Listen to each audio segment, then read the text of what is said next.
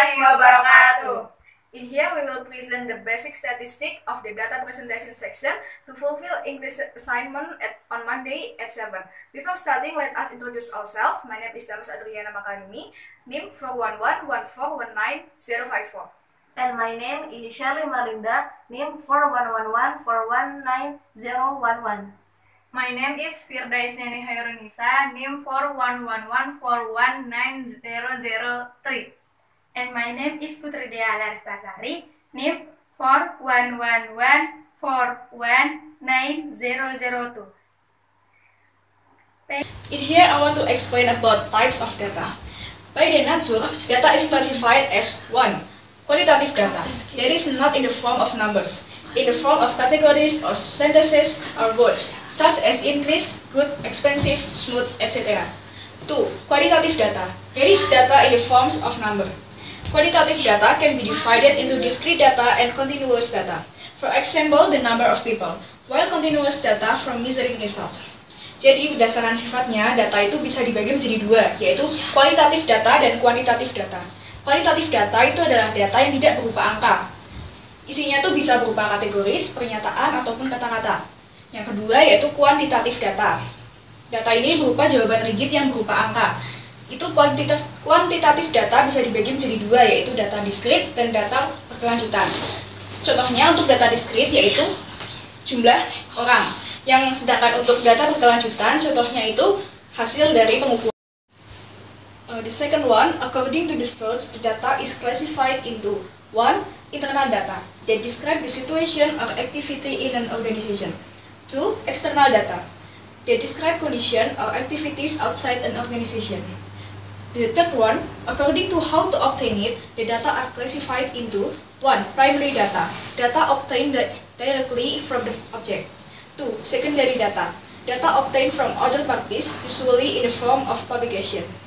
Jadi yang kedua itu berdasarkan sumbernya data dibagi menjadi dua, yaitu data internal dan data eksternal. Untuk data internal itu adalah data yang didapat langsung dari dalam organisasi yang meneliti. Untuk yang kedua, eksternal data itu adalah data yang didapat dari luar organisasi. Yang ketiga itu adalah berdasarkan cara memperolehnya. Yang pertama itu primary data, yang kedua secondary data. Primary data itu adalah data yang diperoleh langsung dari objeknya. Kalau yang secondary data itu data yang diperoleh dari partisipan dari luar, biasanya dari publication. I want to explain about data collection methods.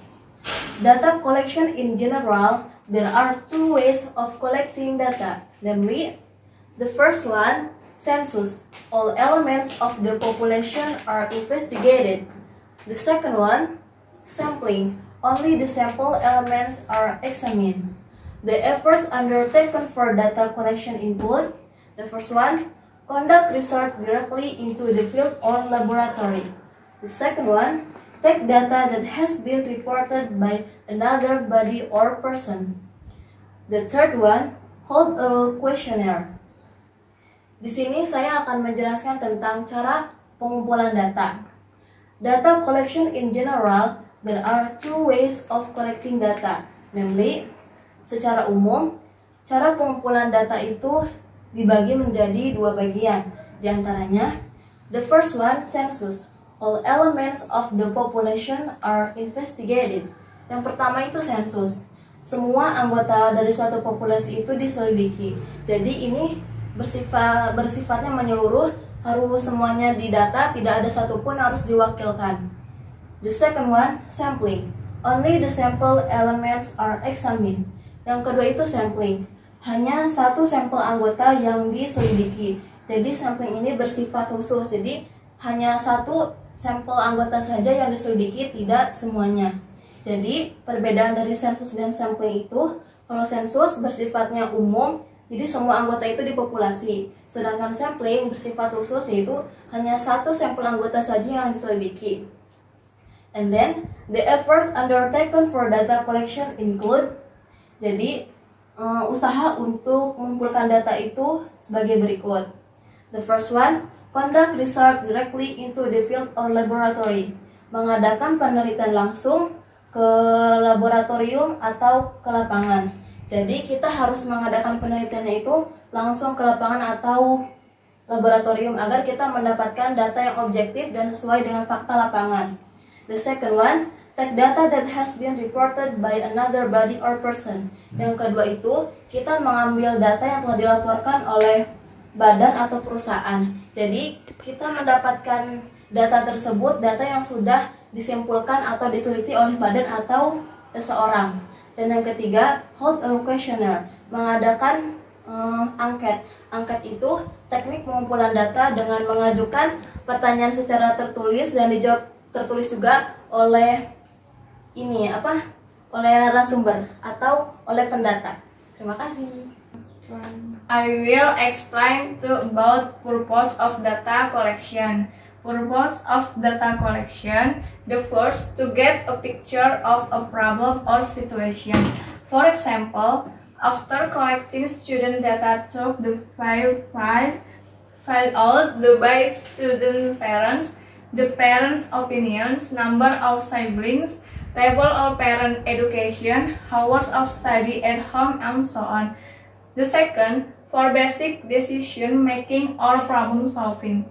For example, after collecting student data, it is known that many parents' income is categorized as poor, so that the school and school committee decide not to collect education contribution. Jadi, saya akan menjelaskan tentang tujuan pengumpulan data. To get a picture of problem or situation. Tujuan pengumpulan data yang pertama itu untuk menggambarkan masalah atau keadaan. For example, contohnya, after collecting student data through the field file out by student parent. Jadi, setelah mengumpulkan siswa disuruh mengumpulkan data yang diisi oleh orang tuanya.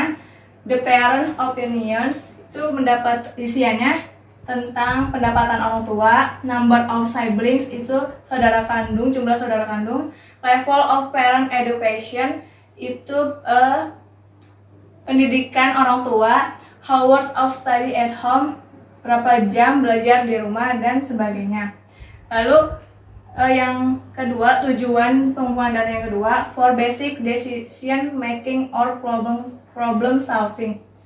Jadi untuk membuat keputusan dari suatu permasalahan. For example, contohnya, after collecting student data, it is known that many parents' income is categorized as poor. Contohnya, tadi kan setelah mengumpulkan, siswa disuruh mengumpulkan data, kita dapat mempunyai data dari beberapa orang tua yang dikategorikan kurang mampu atau rendah, so that the school and school committee decide not to collect educational contribution. Nah, jadi sekolah dapat memutuskan karena dari beberapa orang tua yang pendapatannya rendah, sekolah memutuskan untuk tidak memberikan tunjangan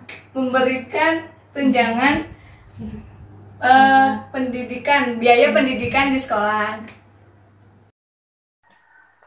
I will explain about the good data requirement. The first one must be objective, which is in accordance with the actual situation. For example, this year's name is Don. It is reported to be Don. The second one must be representative.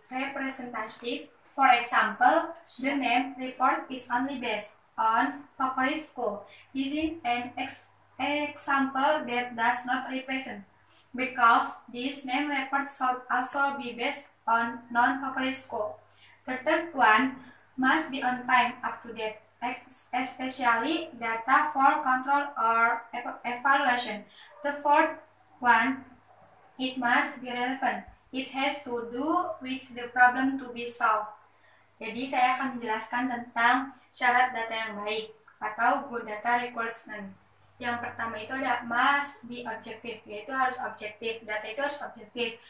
which is in accordance with the actual situation, harus sesuai dengan kenyataannya, tidak boleh mengada-ngada. Kayak misalnya, for example, this year's name is down, it is reported to be down. Misalnya itu tahun ini name sekolah-sekolah itu turun, yaitu berarti kita harus melaporkan name sekolah-sekolah turun. Atau kalau contoh lainnya misalnya harga dolar ke rupiah itu 10.500, ya berarti kita harus melaporkan harga dolar itu 10.500, bukan dikurangi menjadi 10.000. Yang kedua itu ada must be representative atau representative. Data yang baik itu harus representatif, yaitu harus bisa mewakili data-data yang lainnya. Kayak misalnya itu the name report is only based on favorite school. This is an example that does not represent, because this name report should also be based on non-favorite school. Jadi itu kalau mewakili itu, misalnya kita mau ngambil data name sekolah-sekolah, tetapi jangan hanya mengambil data name dari sekolah favorit saja, tetapi kita ngambil data dari name sekolah yang bukan favorit juga. Atau kalau enggak, kita misalnya contohnya itu tentang kita mau tahu harga jajanan di pasar, ya berarti kita harus tahu tentang datanya itu harus ngambil dari data pasar tradisional atau pasar modern, jangan hanya di pasar modern saja, karena itu tidak mewakili. Yang ketiga itu ada must be on time atau up to date, especially data for control or evaluation. Jadi tuh data harus up to date ya, kurun waktunya. Kayak misalnya nih, pemerintah mau tahu tentang rusaknya bangunan sekolah dasar. Berarti yang harus disajikan itu adalah data rusaknya bangunan sekolah dasar pada misalnya tahun 2004 atau tahun 2018. Pokoknya misalnya mintanya tahun 2000 berapa, kita harus kasih tahun 2000 berapa, misalnya 2019 tuh. Yang keempat itu ada it must be relevant, it has to do with the problem to be solved. Jadi data itu harus relevan. Data yang lain ke data yang lain itu harus nyambung. Kayak misalnya pemerintah mau mengimpor tentang sapi, ya berarti kita harus menyajikan tentang sapi, tentang data daging sapi itu. Jadi sekian, terima kasih.